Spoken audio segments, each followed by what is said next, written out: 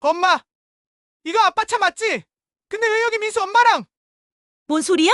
아빠는 출장 갔다고 했는데. 엄마, 이거 봐봐. 블랙박스에 다 찍혀 있어.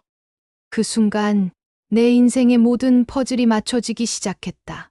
고등학생인 아들 준호가 들고 있는 휴대폰 화면을 바라보는 순간 나는 마치 벼락을 맞은 것 같았다.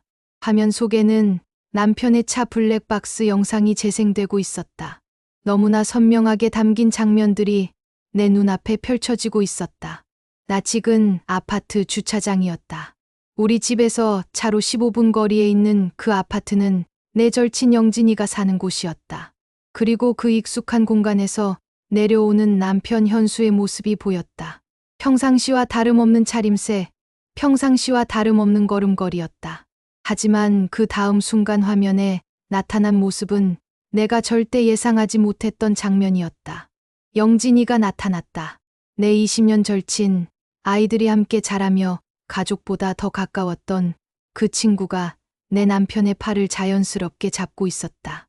마치 연인들처럼 친밀하게 두 사람은 서로를 바라보며 무언가 대화를 나누고 있었다.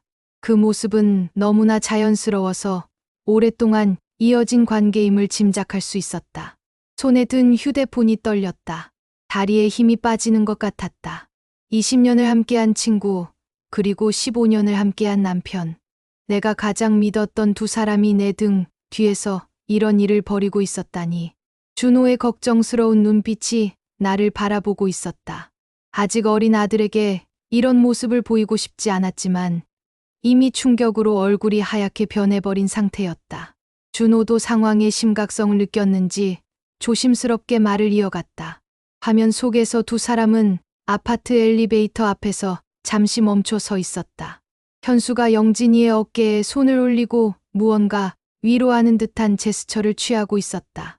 그리고 영진이는 고개를 숙인 채 현수의 말을 듣고 있었다. 그 장면은 마치 오랜 연인들의 일상적인 모습처럼 보였다. 더욱 충격적인 건 이 영상이 어제 찍힌 것이라는 사실이었다. 현수는 어제 아침 지방 출장 때문에 2박 3일 집을 비운다고 말했었다. 그리고 저녁에는 호텔에 도착했다며 짧은 문자를 보내왔었다. 하지만 실제로는 영진이와 만나고 있었던 것이다. 영상은 계속 이어졌다. 두 사람이 엘리베이터에 타는 모습까지 선명하게 담겨 있었다. 엘리베이터 문이 닫히기 직전 영진이가 현수를 바라보며 미소를 짓는 모습이 보였다. 그 미소는 내가 20년 동안 봐왔던 영진이의 미소와는 달랐다. 더 깊고 더 의미심장한 미소였다. 아들도 상황을 어느 정도 파악한 듯 했다. 평소 밝고 장난기 많은 준호가 이렇게 심각한 표정을 짓는 모습을 보는 것도 가슴 아팠다. 준호는 자신이 부모의 문제에 개입하게 된 것을 미안해하는 듯한 표정을 짓고 있었다. 머릿속이 복잡해졌다. 분노와 배신감, 그리고 믿을 수 없다는 감정이 동시에 몰려왔다. 무엇보다 가장 충격적인 건 이 모든 일이 내가 전혀 모르는 사이에 벌어지고 있었다는 사실이었다. 나는 지금까지 무엇을 보고 살아왔던 것일까? 집으로 돌아가는 길, 나는 아무 말도 할 수 없었다. 준호도 분위기를 눈치채고는 말없이 옆에 앉아 있었다. 하지만 내 머릿속은 온갖 생각들로 가득했다. 언제부터였을까? 어떻게 이런 일이 시작된 걸까? 그리고 나는 왜 아무것도 눈치채지 못했을까? 차 안의 정적이 견디기 어려웠다. 라디오에서는 평범한 음악이 흘러나오고 있었다. 창밖으로는 일상적인 거리 풍경이 지나가고 있었다. 하지만 내 세상은 이미 완전히 뒤바뀌어 있었다. 집에 도착해서도 한동안 멍하니 앉아 있었다. 준호는 자기 방으로 들어갔다. 거실에는 나 혼자만 남겨졌다. 고요한 정적 속에서 지난 몇 달간의 기억들이 주마등처럼 스쳐 지나갔다. 남편 현수의 변화는 언제부터였을까? 정확히 기억해보니 3개월 전쯤부터였다. 평소보다 귀가 시간이 늦어지기 시작했다. 회사 일이 많다며 피곤해하는 모습을 자주 보였다. 처음에는 승진을 앞두고 있어서 그런가 보다 싶었다. 하지만 지금 생각해보니 그때부터 현수의 모든 것이 조금씩 달라지기 시작했던 것 같다. 가장 눈에 띄는 변화는 옷차림이었다. 평소 입던 편안한 옷 대신 새로 산 셔츠를 즐겨 입기 시작했다. 사용하지 않던 향수까지 뿌리고 다녔다. 결혼 15년 만에 처음 보는 모습이었다.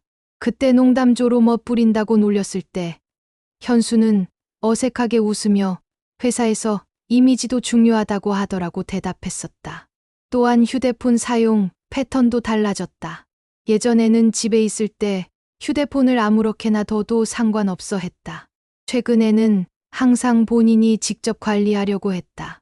화면이 뒤집어져 있거나 다른 방에 가져가는 일이 잦아졌다. 그리고 문자나 전화가 와도 내 앞에서는 확인하지 않았다. 나중에 따로 보는 경우가 많아졌다. 무엇보다 변화가 컸던 건 대화의 패턴이었다. 예전에는 회사에서 있었던 일들을 자세히 얘기해주곤 했다. 최근에는 그런 이야기가 현저히 줄어들었다. 대신 그냥 바빴어. 별일 없었어 라는 식의 간단한 대답으로 넘어가는 경우가 많아졌다. 그리고 영진이 20년 넘게 매주 만나며 수다를 떨던 그 친구의 변화도 지금 생각해보니 현수와 거의 비슷한 시기에 시작되었다. 평소 같으면 사소한 일도 전화해서 1시간씩 수다를 떨던 영진이가 언제부턴가 연락이 뜸해졌다. 처음에는 단순히 바쁜가 보다 싶었다. 영진이는 프리랜서 디자이너로 일하고 있어서 프로젝트가 몰릴 때가 종종 있었기 때문이다. 하지만 한 달, 2달이 지나도 예전처럼 자주 연락하지 않았다. 더 이상한 건 만나자는 제안을 계속 거절한다는 것이었다. 평소 같으면 언니, 우리 언제 만날래? 라고 먼저 연락하던 영진이가 내가 만나자고 해도 다음에 시간 날 때라며 계속 미뤘다. 그리고 그 다음에는 영영 연락이 오지 않았다. 한 달 전쯤에는 우연히 마트에서 영진이를 만난 적이 있었다. 그때 영진이의 모습도 뭔가 달랐다. 평소보다 화장을 진하게 하고 있었다. 새로운 브랜드의 옷을 입고 있었다. 그리고 무엇보다 나를 피하려는 듯한 기색이 역력했다.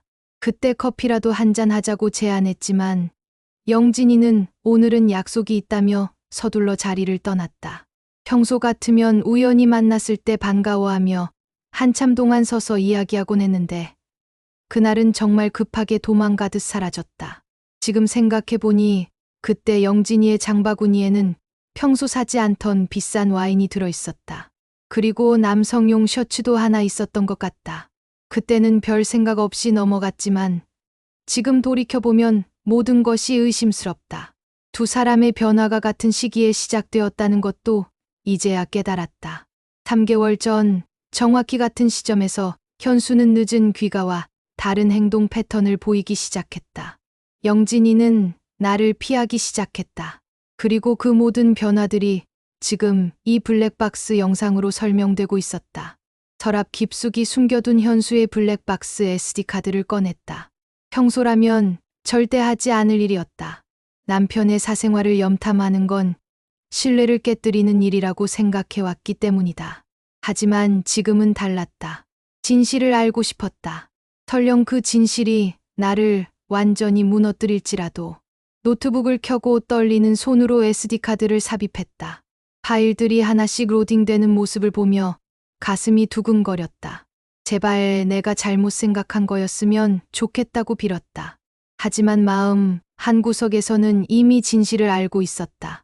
블랙박스 폴더가 열리자 수십 개의 파일들이 날짜 순으로 정렬되어 있었다. 손끝이 떨리며 가장 최근 파일부터 하나씩 확인해 나가기 시작했다. 어제 오후 6시 30분 현수가 늦게 들어간다고 연락했던 바로 그 시간대의 영상이었다. 화면 속에서 현수는 영진이네 아파트 단지 입구에 차를 세우고 있었다. 주차를 마치고 차에서 내리는 모습까지는 평범했다. 하지만 몇 분 후의 장면을 보는 순간 내 심장이 멈춘 것 같았다. 영진이가 아파트 입구에서 나타났다. 그녀는 현수를 보자마자 반갑게 손을 흔들었다. 현수 역시 자연스럽게 그녀에게 다가갔다. 두 사람은 서로 마주보며 잠시 대화를 나눈 후 영진이가 현수의 팔을 자연스럽게 끼고 함께 아파트 안으로 들어갔다. 하지만 뭔가 이상했다. 내가 예상했던 다정하고 달콤한 연인의 모습과는 달랐다. 영진이의 표정이 어딘가 어둡고 침울해 보였다. 그리고 자세히 보니 울고 있는 것 같았다. 눈가가 붓고 빨간 것이 화면을 통해서도 확인할 수 있었다. 왜 울고 있을까? 불륜을 저지르는 사람이 왜 슬퍼하고 있는 것일까? 더욱 이상한 건 현수의 반응이었다. 그는 영진이를 달래려는 듯 어깨를 토닥이며 무언가 위로의 말을 건네고 있었다. 마치 연인이라기보다는 힘든 상황에 처한 친구를 돕는 것처럼 보였다. 다른 날짜의 파일을 열어봤다. 지난주 화요일 오후 7시. 역시 같은 장소, 같은 상황이었다. 이번에도 영진이의 표정은 밝지 않았다. 오히려 더 심각해 보였다.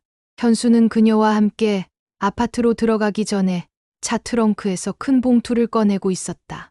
그 봉투가 무엇을 담고 있는지는 알 수 없었지만 상당히 무거워 보였다. 계속해서 다른 파일들을 확인해 나갔다. 지난달 목요일, 그저께 오후, 심지어 2주 전 주말까지 현수가 회사 일 때문에 나간다고 했던 거의 모든 날들에 영진이와 만나고 있었다는 사실이 드러났다. 그리고 매번 비슷한 패턴이 반복되고 있었다. 하지만 모든 영상에서 공통적으로 발견되는 건 영진이의 침울하고 걱정스러운 표정이었다. 그리고 현수 역시 평소보다 진중하고 무거운 분위기를 풍기고 있었다. 이것은 내가 상상했던 미래의 모습과는 전혀 달랐다. 어떤 영상에서는 더욱 이상한 장면들이 포착되었다. 현수가 병원 봉투를 들고 있는 모습, 영진이가 지팡이를 짚고 걷는 모습, 그리고 두 사람이 함께 택시를 타고 어딘가로 향하는 모습까지. 이런 장면들은 일반적인 불륜 관계에서는 볼 수 없는 것들이었다. 특히 충격적이었던 건 일주일 전 영상이었다. 영진이가 현수에게 기대어 걷고 있었는데 그녀의 걸음걸이가 매우 불안정해 보였다. 마치 아픈 사람처럼. 그리고 현수는 그런 영진이를 조심스럽게 부축하며 걸었다. 혼란스러웠다.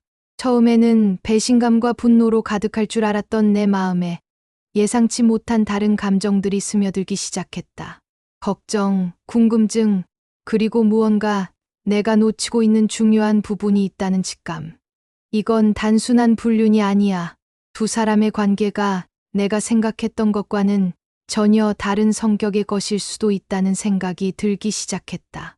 하지만 그렇다면 왜 나에게는 말하지 않았을까?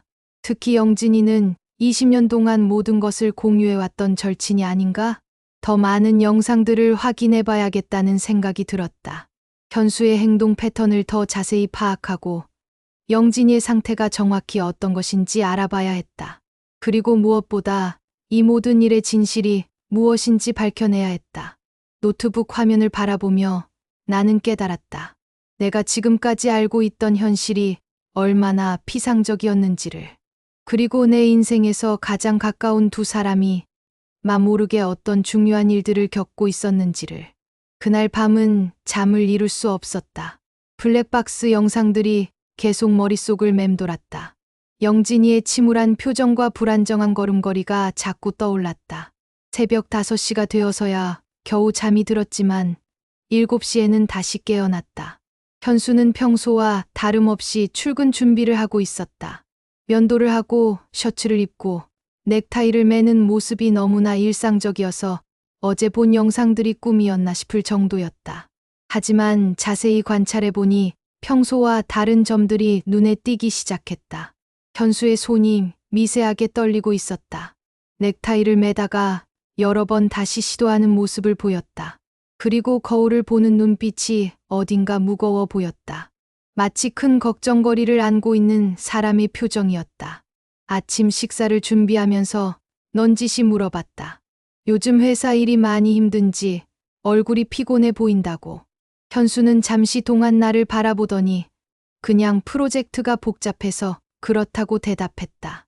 하지만 그 대답에는 평소와 다른 무게감이 느껴졌다. 현수가 출근한 후 나는 며칠 동안 그를 몰래 관찰하기로 결심했다. 물론 이런 행동이 옳지 않다는 걸 알고 있었다. 하지만 진실을 알기 위해서는 어쩔 수 없었다. 목요일 저녁, 현수가 또다시 늦는다는 연락을 했다. 이번에는 직접 확인해 보기로 했다.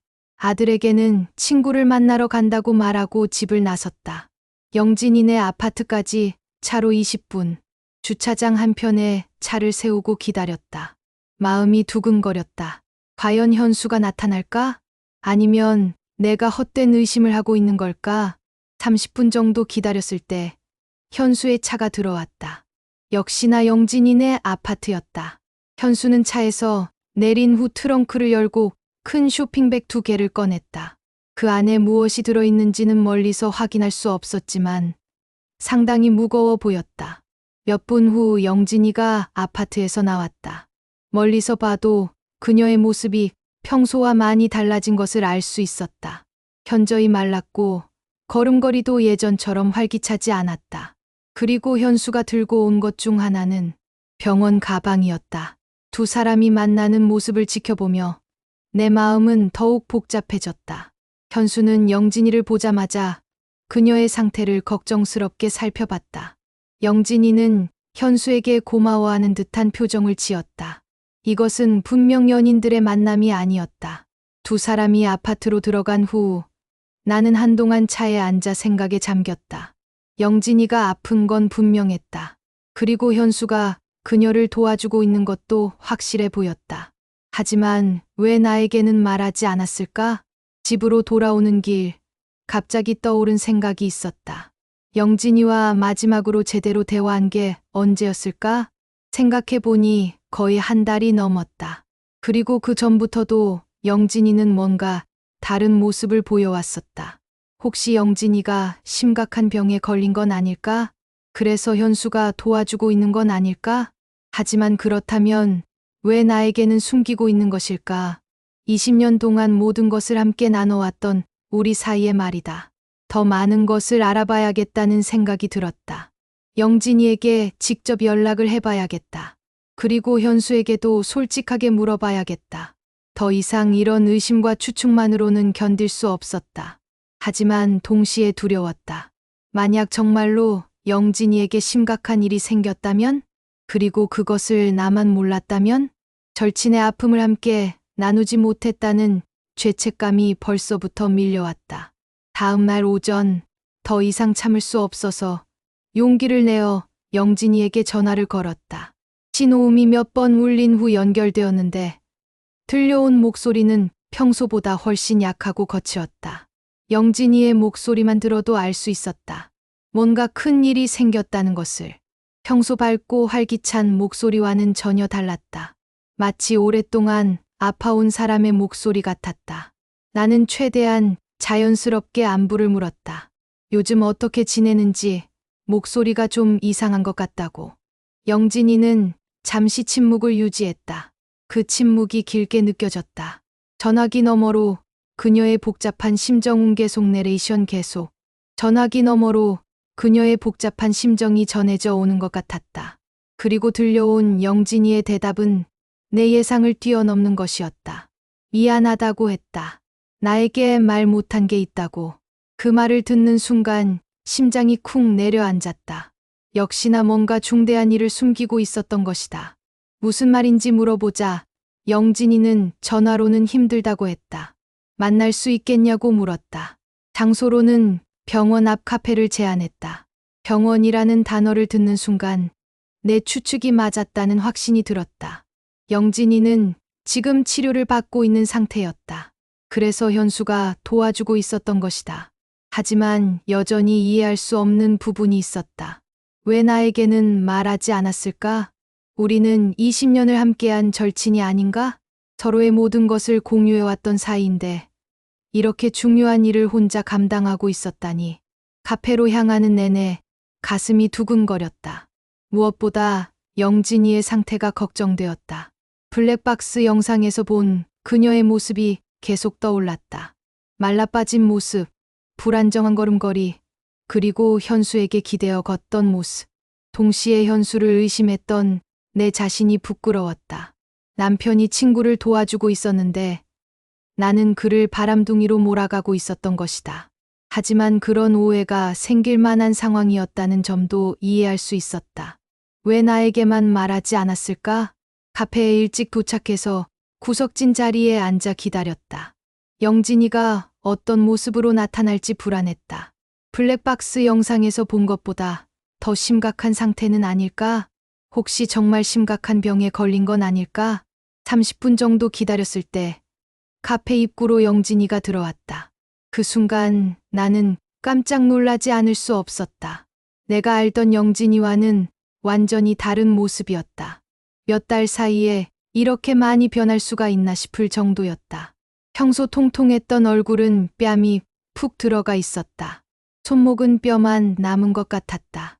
머리카락도 예전보다 많이 빠진 것 같았다. 얼굴색도 창백했다.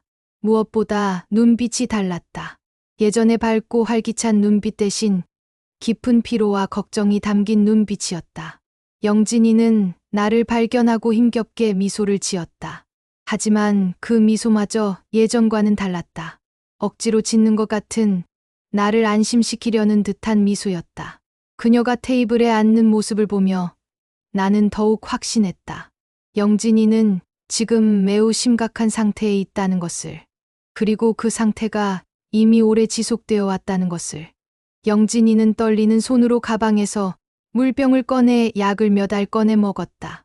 그 모습을 보며 가슴이 먹먹해졌다. 20년 동안 함께했던 친구가 이렇게 아파하고 있는데 나는 전혀 몰랐던 것이다.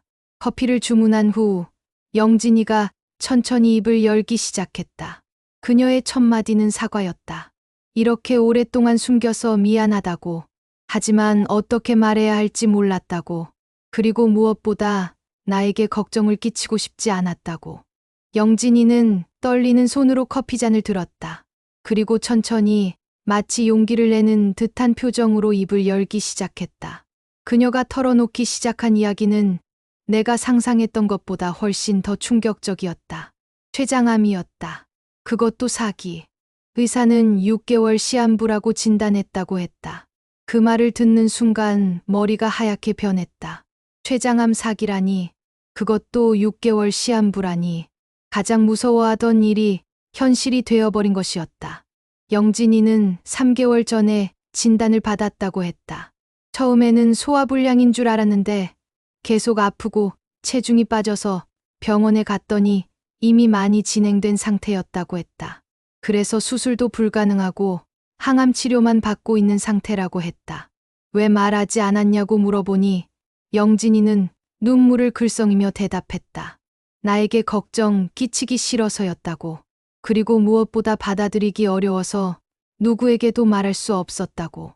혼자서 모든 것을 감당하려고 했다고 했다. 하지만 현수는 어떻게 알게 된 건지 궁금했다. 영진이의 설명에 따르면 한 달 전쯤 우연히 병원에서 만났다고 했다.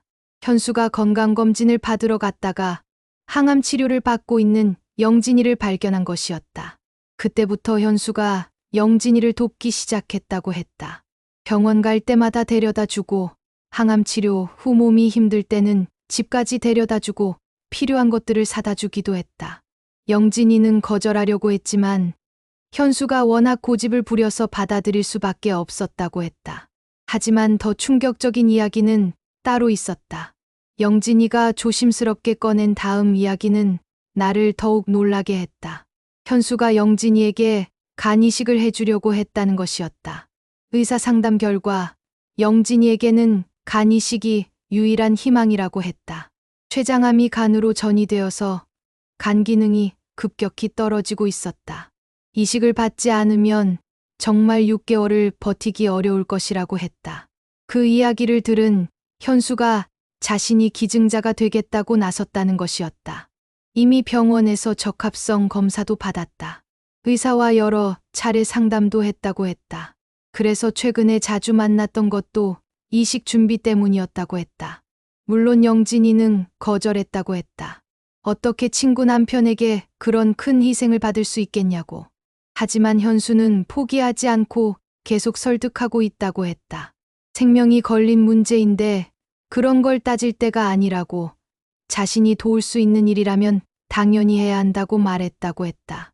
영진이는 눈물을 흘리며 말했다. 현수가 정말 고마웠지만 동시에 미안하기도 했다고. 나에게도 말하지 못하고 현수만 힘들게 하고 있는 것 같아서 죄책감이 든다고 했다. 그 순간 내 마음은 복잡한 감정들로 휘몰아쳤다. 20년 친구가 죽어가고 있다는 사실에 대한 충격, 그 사실을 혼자 알고 있던 현수에 대한 고마움과 미안함, 그리고 가장 가까운 친구의 아픔을 함께 나누지 못했다는 죄책감. 눈물이 핑 돌았다. 현수를 의심했던 내가 너무나 부끄러웠다. 남편은 생명을 걸고 친구를 구하려 하고 있었는데 나는 그를 바람둥이로 의심하고 있었던 것이다. 그리고 동시에 이런 위대한 일을 혼자 감당하려 했던 현수가 고마우면서도 서운했다. 왜 나에게 말하지 않았을까? 나도 영진이를 위해 무언가 할 수 있었을 텐데. 20년을 함께한 친구인데 이런 중요한 순간에 곁에 있어주지 못했다니. 영진이는 내 표정을 보더니 다시 한번 사과했다. 정말 미안하다고. 처음에는 말하려고 했는데 용기가 나지 않았다고. 그리고 시간이 지날수록 더욱 말하기 어려워졌다고 했다. 카페를 나서면서 눈물이 멈추지 않았다.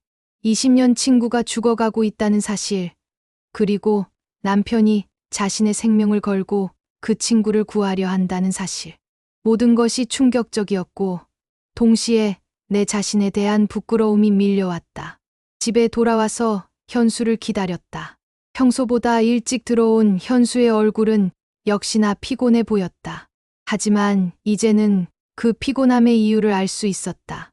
그는 영진이를 위해 자신의 모든 것을 쏟고 있었던 것이다. 현수가 신발을 벗고 거실로 들어오자 나는 그에게 다가가 말했다. 고생 많았다고, 영진이 만나고 왔다고, 모든 걸 들었다고. 현수는 놀란 듯 나를 바라봤다. 그의 눈에는 들킨 것에 대한 당황스러움보다는 내가 충격받았을까봐 걱정하는 마음이 더 크게 느껴졌다. 현수는 조심스럽게 물었다. 괜찮냐고, 많이 놀랐겠다고. 그 말을 듣는 순간 더욱 미안해졌다. 나를 걱정해주는 현수에게 나는 그동안 얼마나 나쁜 생각을 했었던가. 나는 현수에게 물었다. 왜 혼자 감당하려고 했냐고. 나도 영진이를 위해 뭔가 할 수 있었을 텐데 왜 말하지 않았냐고. 현수는 잠시 망설이더니 대답했다. 영진이가 당신에게는 절대 말하지 말라고 했다고. 걱정 끼치기 싫다고. 나중에 자신이 직접 말하겠다고 했다고.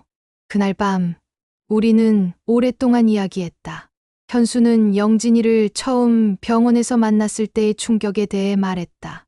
평소 건강하고 활기찼던 영진이가 그렇게 많이 야위어 있는 모습을 보고 얼마나 놀랐는지, 그리고 그때부터 어떻게든 도와주고 싶었다고 했다. 간 이식에 대한 결정도 그리 어렵지 않았다고 했다. 생명이 걸린 문제인데 망설일 이유가 없었다고. 자신이 건강하고 검사 결과도 문제없고 무엇보다 20년 동안 우리 가족처럼 지낸 영진이를 그냥 보고 있을 수는 없었다고 했다. 하지만 그 과정에서 현수가 털어놓은 또 다른 이야기가 있었다. 영진이가 마지막으로 고백한 것이 있다고 했다. 사실 자신이 예전부터 현수를 좋아했었다고. 하지만 우리가 너무 행복해 보여서 말할 수 없었다고. 지금도 그 마음은 변하지 않았지만 우리 사이를 망치고 싶지는 않다고 했다고. 그 이야기를 듣는 순간 또 다른 복잡한 감정이 밀려왔다. 20년 동안 영진이가 그런 마음을 품고 있었다니. 그리고 그 마음을 혼자 간직한 채 우리 부부를 지켜봐 왔다니. 하지만 동시에 이해할 수 있었다. 영진이의 마음도, 그리고 그런 상황에서도 우리를 위해 자신의 감정을 숨겨온 영진이의 마음도.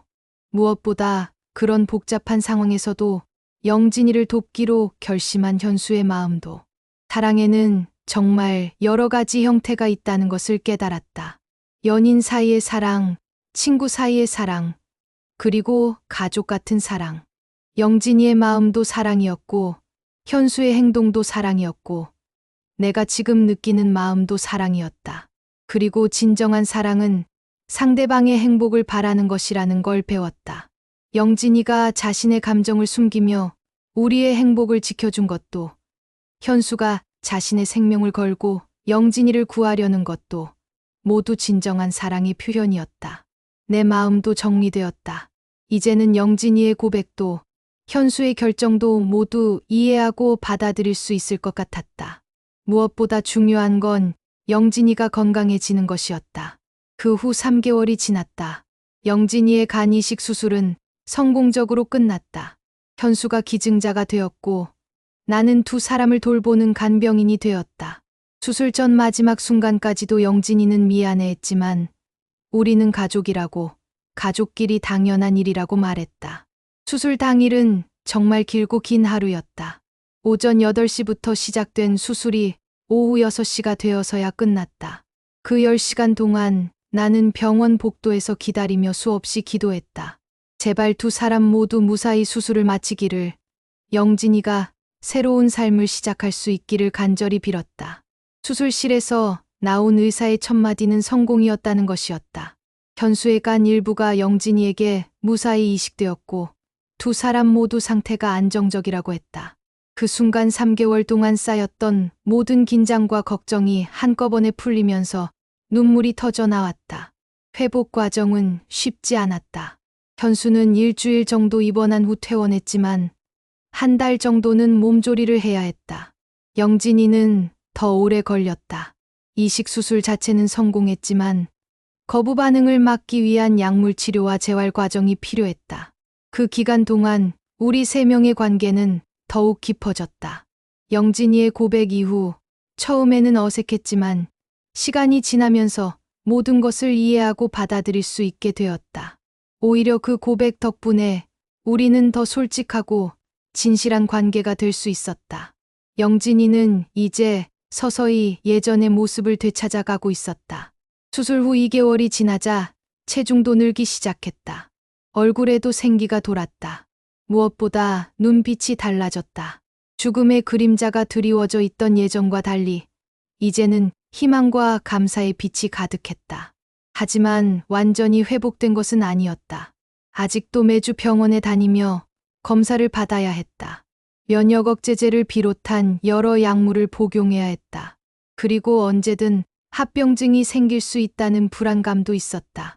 그럴 때마다 우리는 함께 이겨내려고 노력했다. 영진이가 힘들어할 때는 번갈아가며 곁에 있어 주었다.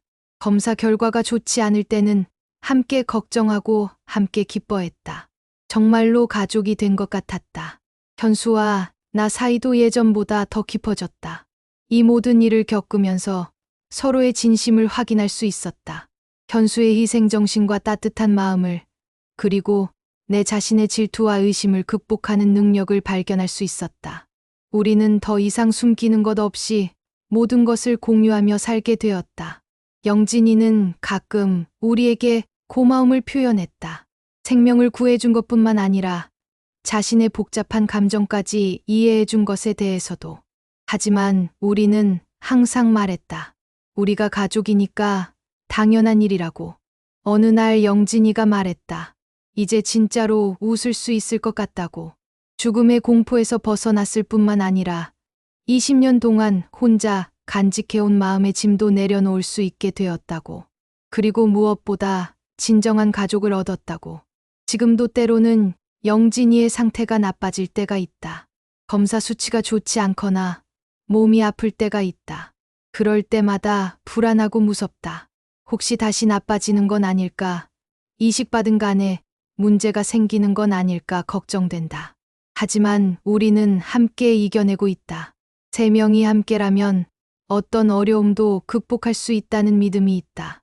그리고 무엇보다 중요한 건 우리가 진정으로 서로를 사랑하고 있다는 것이다. 생명은 정말 소중하고 사랑은 생각보다 훨씬 복잡하고 깊다는 것을 배웠다. 그리고 진정한 행복은 혼자가 아닌 함께일 때 가능하다는 것을 깨달았다. 우리는 이제 죽음 앞에서 배운 진짜 사랑으로 하나가 된 진정한 가족이다.